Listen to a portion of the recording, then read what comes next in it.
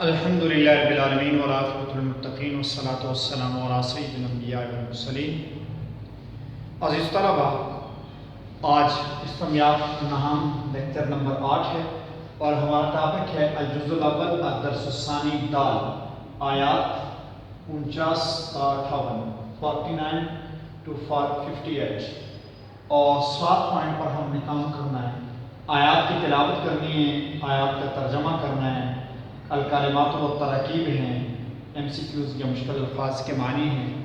مسلمانوں کی جہادی سرگرمی پر کفار کا ایک تبصرہ، کفار کی طرف سے چھٹنی کی صورت میں رسول اللہ کو ہدایات،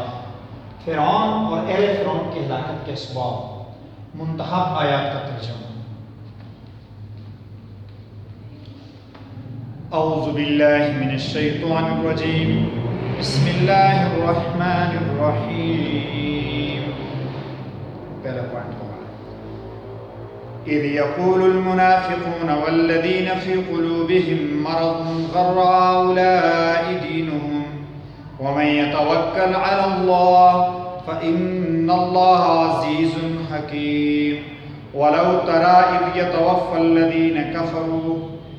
الملائكة يضربون وجوههم وأدبارهم وذوقوا عذاب الحريق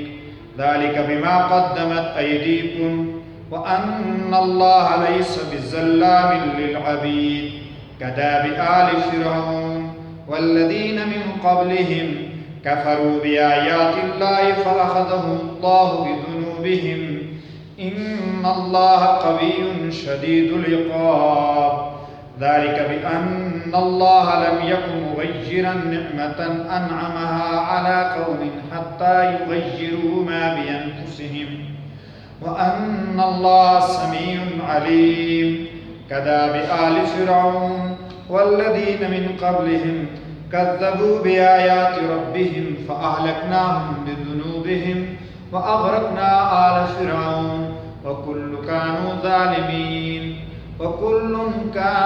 ظالمين إن شر الدواب عند الله الذين كفروا فهم لا يؤمنون الذين عاهدت منهم ثم ينقضون عهدهم في كل مرة وهم لا يتقون فإما تثقفنهم في الحرب فشرد بهم من خلفهم لعلهم يذكرون وَإِمَّا تَخَافَنَّ مِنْ قَوْمٍ خِيَانَةً فَانبِذْ إِلَيْهِمْ عَلَى سَوَاءٍ إِنَّ اللَّهَ لَا يُحِبُّ الْخَائِنِينَ۔ صدق اللہ مولانا العظیم۔ ترجمہ آیات، دوسرا پوائنٹ،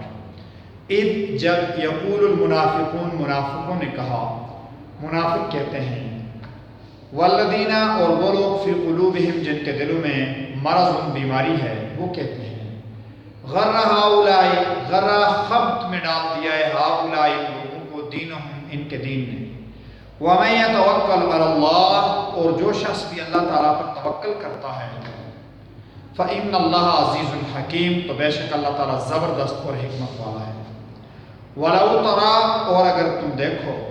اذ یتوفی الذین کفروا جب فوت ہوتے ہیں وہ لوگ جو کافر ہیں، اذ جب یتوفا جانے نکالتے ہیں، الذین ان لوگوں کی کفروا جو کافر ہوئے، الملائکۃ فرشتے، یضربون وجوہہم مارتے ہیں وہ ان کے چہروں پر، وادبارہم اور ان کی پیٹھوں پر، وذوقوا عذاب الحریق، وذوقوا عذاب الحریق اور وہ کہتے ہیں کہ اب آگ کا عذاب چکھو، اور ذوقوا چکھو برداشت کرو، عذاب الحریق جلانے والا،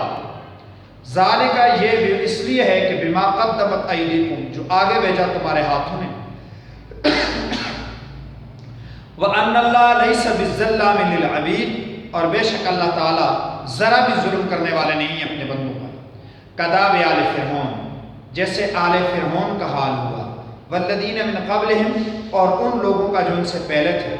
کفروا بآیات اللہ انہوں نے انکار کیا اللہ کی آیتوں کا، فأخذهم اللہ بذنوبہم پکڑ لیا اللہ رب العزت نے ان کو ان کے گناہوں کی وجہ سے، ان اللہ قوی شدید العقاب بے شک اللہ تعالیٰ زبردست اور سخت عذاب دینے والا ہے۔ ذالکہ یہ اس لیے ہے بِأَنَّ اللَّهَ کہ بے شک اللہ تعالیٰ لم یکن مغیرن تبدیل نہیں کرتے، چھینتے نہیں ہیں، نعمتاً اپنی کوئی نعمت، انعمہا جو اللہ تعالیٰ نے جو اللہ رب العزت نے اپنی نعمت کی ہے، علی قوم اس قوم پر، حتیٰ یہاں تک کہ یغیروا وہ خود بدل ڈالیں، ما وہ نعمت بانفسہم جو ان پر ہے، وَأَنَّ اللَّهَ سَمِيعٌ عَلِيمٌ بے شک اللہ تعالیٰ سننے والے اور جاننے والے ہیں۔ کداب آل فرعون اہل فرعون جیسے، والذین من قبلہم اور ان سے پہلے لوگوں جیسے، کذبوا بآیات ربہم جنہوں نے جھوٹا قرار دیا تھا اپنے رب کی آیت کو، فأہلکناہم بذنوبہم ہم نے ہلاک کر دیا ان کو ان کے گناہوں کی وجہ سے، وأغرقنا آل فرعون اور ہم نے آل فرعون کو بھی غرق کر دیا، وکل کانوا ظالمین اور یہ سب ظلم کرنے والے لوگ تھے۔ ان بے شک شر الدواب جانداروں میں سب سے برے جاندار، عند اللہ اللہ کے ہاں، الذین وہ لوگ ہیں کفروا جنہوں نے انکار کیا، فہم لا یؤمنون تو وہ ایمان نہیں لائیں گے، الذین وہ لوگ عاہدت جنہوں نے وعدہ کیا منہم ان میں سے آپ کے ساتھ، ثم ینقضون پھر وہ توڑتے ہیں، عہدہم اپنے وعدے کو، فی کل مرۃ ہر دفعہ، وہم لا یتقون اور وہ ڈرتے نہیں ہیں، فإما تثقفنہم بہرحال اگر آپ پا لیں فی الحرب جنگ میں، فشرد بہم تو انہیں بھگا دو، ان کو سزا دے دو، ان کو اتنا سخت مارو، من خلفہم کہ جو ان کی پشت پر ہیں، جو ان کے پیچھے ہیں، جو ان کی بیک پر ہیں، جو ان کی آنے والی نسلیں ہیں، لعلہم یذکرون تاکہ وہ بھی نصیحت حاصل کریں، تاکہ ان کی نسلیں یاد رکھیں۔ فإما تثقفنہم فی الحرب اگر پاؤ تم ان کو جنگ میں، فشرد بہم ایسا سبق سکھاؤ، من خلفہم لعلہم یذکرون کہ ان کی نسلیں بھی یاد رکھیں۔ وإما تخافن من قوم اور اگر آپ ڈر محسوس کرو کسی قوم سے، خیانتاً ایک شکنی کا، خیانت کا، فانبذ الیہم تو معاملہ ان کے سپرد کر دو، علی سواء برابری کی سطح پر، ان اللہ لا یحب الخائنین بے شک اللہ رب العزت خیانت کرنے والوں کو دوست نہیں بناتا ہے۔ تیسرے پوائنٹ پہ آ جاتے ہیں، الکلمات و تراکیب، غرام خبط میں ڈالا، دھوکے میں ڈال رکھا ہے، عذاب الحریق جلنے کا عذاب، لم یکن مغیرن وہ بدلنے والا نہیں، کذالک جیسے عادت طریقہ، تثقفن تم پاؤ، شرد بھگا دو، بکھیر دو، فانبذ پس پھینک ان کی طرف پھینکو۔ جی تو یہ ہمارے ساتھ انسیکیوز بھی ہیں اور مشکل الفاظ کے معنی بھی ہیں حسب معمول۔ 4 نمبر پہ آتے ہیں، مسلمانوں کی جہادی سرگرمی پر کفار کا کیا اثر ہوتا ہے۔ مسلمان نہتے تھے، کمزور تھے، مسلمانوں کے پاس دنیاوی اسباب نہیں تھے، کافر طاقت میں تھے، تیش میں تھے، جوش میں تھے، اور ان کے پاس دنیاوی اسباب سارے موجود تھے۔ وہ مسلمانوں کے اوپر حملہ آور کرنے کے لیے تیاری میں لگے تو مسلمانوں نے بھی اپنی تیاری شروع کی، کوئی اپنی ٹوٹی پھوٹی تلوار تیز کر رہا ہے، کوئی تیر و کمان تھوڑے درست کر رہا ہے، کوئی جو ہے اپنی جسمانی ورزش سے اپنی قوت بڑھا رہا ہے، کوئی اپنے گھوڑے کو تگڑا تازہ کر رہا ہے۔ یہ معمولی تیاری تھی مسلمانوں کی سرگرمی تھی۔ اسے دیکھ کے منافق اور کافر لوگ کہنے لگے مسلمانوں کو ان کے دین نے دھوکے میں ڈال رکھا ہے، یہ سمجھتے ہیں ہم کلمہ پڑھ کے بس جائیں گے تو ہم جیت جائیں گے، یہ سمجھتے ہیں ہم ایمان کی طاقت سے جنگ لڑیں گے، یہ سمجھتے ہیں ہمارے ساتھ ہمارا خدا ہے، یہ سمجھتے ہیں ہمارا مذہب جنگ کرے گا۔ ان کو ان کے مذہب نے پاگل بنا دیا ہے۔ یہ کافروں کا تبصرہ تھا، یہ کافر ایسے تبصرے کرتے تھے۔ ان کا نظریہ یہ تھا، منافقوں کا، کافروں کا، ان کا نظریہ یہ تھا کہ جنگ طاقت سے لڑی جاتی ہے، اسباب سے لڑی جاتی ہے، سامان سے لڑی جاتی ہے، اسلحے سے لڑی جاتی ہے۔ انہیں یہ پتہ نہیں تھا کہ کافر ہو تو شمشیر پہ کرتا ہے بھروسہ، کافر ہے تو شمشیر پہ کرتا ہے بھروسہ، مومن ہے تو بے تیغ بھی لڑتا ہے سفر۔ یعنی اگر مومن ہے تو اس کا شمشیر پہ بھروسہ نہیں ہے، بلکہ وہ ہاتھوں سے بھی لڑتا ہے، بے تیغ بھی لڑتا ہے، میں سر بکافوں لڑا دے کسی بلا سے مجھے، تو مومن ہے تو بے تیغ بھی لڑتا ہے صفائی۔ انہیں مومنوں کی بے تیغ لڑائی کا پتہ نہیں تھا، تو یہ کافروں کا تبصرہ تھا کہ غرہ ہؤلاء دینہم، ان لوگوں کو ان کے دین نے دھوکے میں ڈال رکھا ہے۔ 5 کفار کی طرف سے چھیننے کی صورت میں رسول اللہ کو ہدایات۔ آپ صلی اللہ علیہ وسلم نے کافروں کے ساتھ مختلف مقامات پر مختلف مواقع پر کچھ معاہدے کیے، موقع کیے۔ بہت کم لوگوں نے ان معاہدوں کو پورا کیا اور زیادہ لوگ جو تھے وہ معاہدے کو توڑنے لگے، انہوں نے معاہدوں کو توڑ دیا۔ تو اللہ رب العزت نے نبی کریم صلی اللہ علیہ وسلم کو اس سلسلے میں ہدایات کی کہ آپ کے پاس کوئی معاہدہ کرنے کے لیے آئے تو آپ اس کے ساتھ معاہدہ کریں، عہد کر لیں، وعدہ کر لیں، میثاق کر لیں، اور اس کے سلسلے میں اللہ رب العزت پر توکل کریں، اس لیے کہ اس معاہدے کا کوئی بھی نتیجہ ہو سکتا ہے۔ لہٰذا آپ اللہ پر توکل کریں اور اللہ سے امید رکھیں کہ اچھا ہی نتیجہ ہوگا۔ پہلی بات اللہ پر توکل کریں۔ دوسری بات، اگر جن لوگوں نے معاہدہ کیا ہے، وعدہ کیا ہے، وہ لوگ جنگ میں مل جاتے ہیں،